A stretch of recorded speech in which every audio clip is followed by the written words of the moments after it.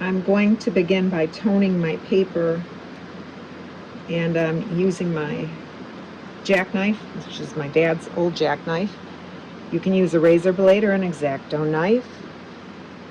And I have a Derwent charcoal, and that is a medium. I can skim the top of the tip of the charcoal pencil and just get flecks of charcoal on there, or I can use a charcoal stick or vine charcoal and just do the same thing. So I'm just going to shave on a bunch of charcoal. It's going to look like I peppered it, just like I did in the last video, only this time I'm using charcoal, not graphite.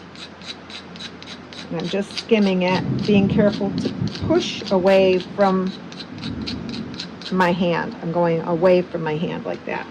Then I'm going to take my paper towel or my Kleenex, and I'm just going to wrap it around my hand.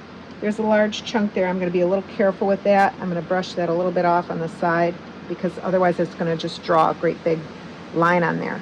And I'm going to wax on like on Karate Kid, and I'm going to wax off like this. It's going to look cloudy. That's what I want. I don't want it too dark.